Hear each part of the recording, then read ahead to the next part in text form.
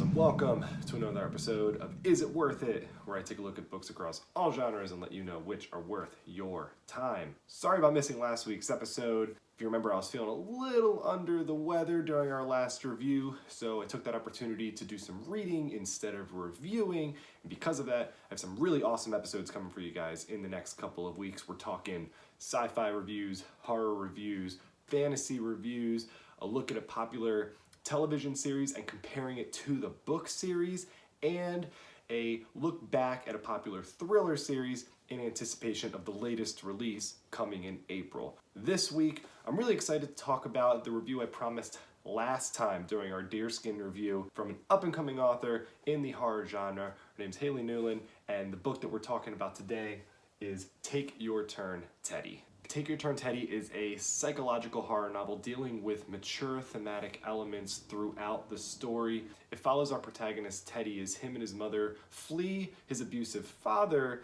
in search of a new life. And in that new life, he comes across an entity that he calls the Shadow.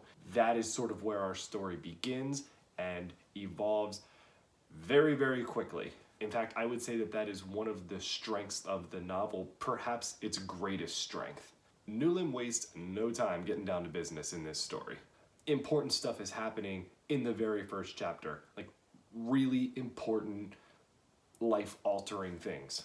I was personally a huge fan of this decision. It lets the main character grow without bogging down the narrative. It keeps the reader entranced right from the get-go. Now, while important stuff is happening, that doesn't mean that we're just moving at lightning speed here. This is a slow build, but it's done so with purpose. Sometimes in horror, you'll see that a slow build tends to focus a little too intently on the main character to a fault.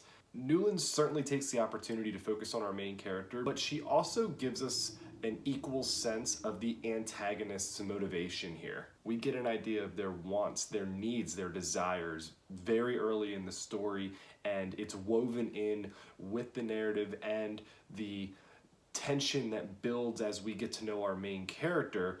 It does this very well. It's kind of an interesting wrinkle in the horror genre, which takes some authors legitimately hundreds of pages to get down, and she does this in less than 50. It's pretty wild. One of the authors I'm referring to here is Stephen King. If you've read some of Stephen King's work, you understand that his books are big.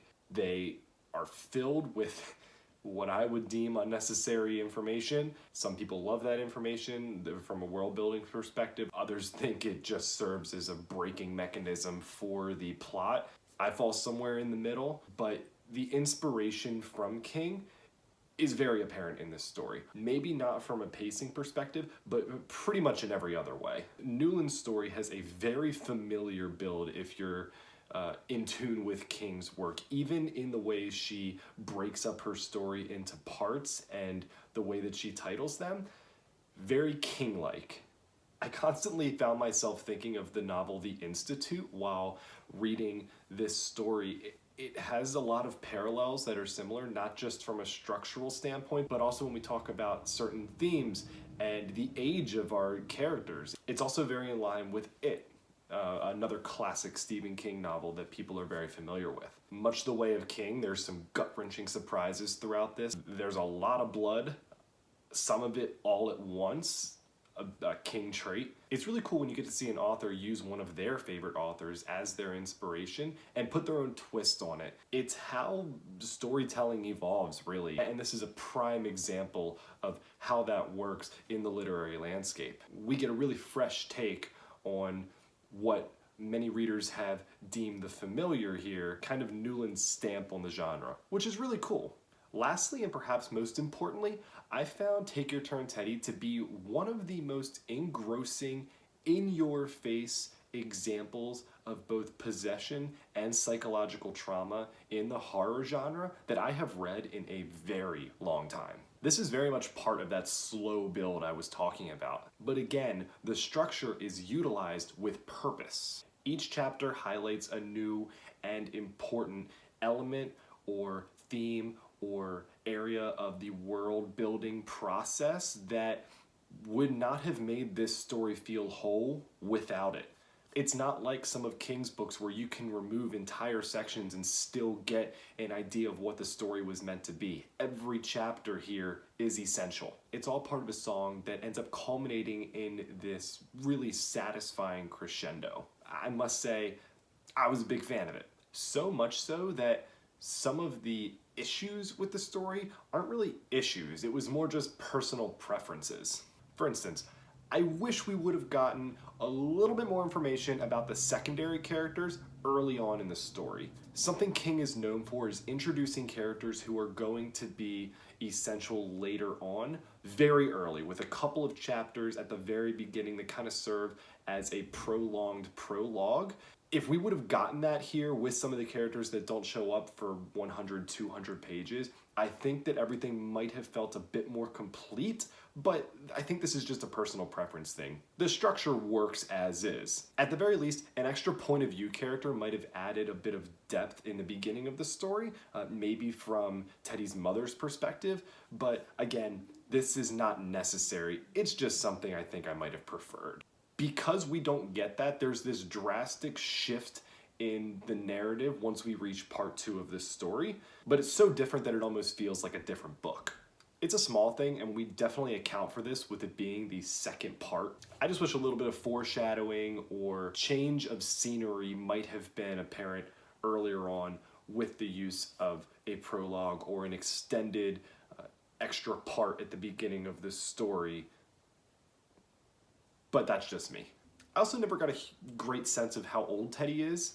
At times he feels too mature, other times he feels too young, and he does some things that sometimes don't feel entirely believable, but I think that this is part of what Newlin's trying to accomplish with this being such a traumatic psychological story. That kind of makes this flaw acceptable, if not essential.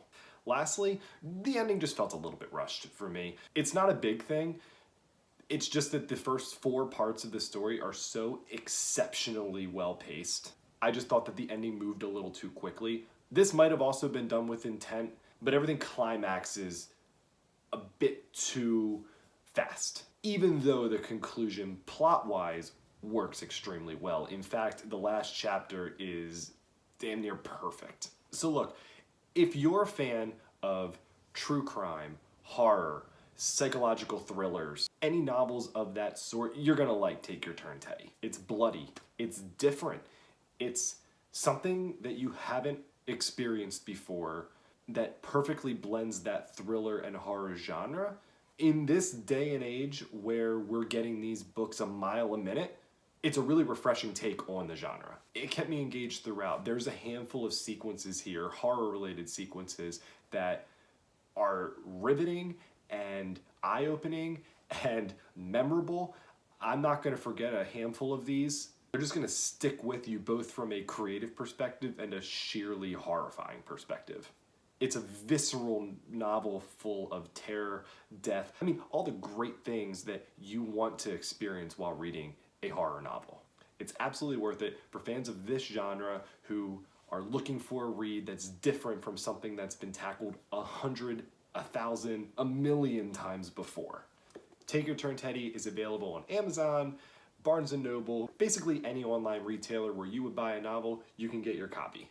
Next week, we're looking at 2020's winner for the Goodreads Choice Award for Fiction. It's a New York Times bestseller. It's still topping Amazon's charts. It's one of the biggest fantasy novels from 2020, and I'm really excited to talk about it with you guys here. My review of The Midnight Library is coming next week. For now, be sure to subscribe to my YouTube channel, my Instagram page, and click a like if you enjoyed this video. Have a great week, guys. Keep reading, stay safe, and I'll see you guys soon. Thanks a lot.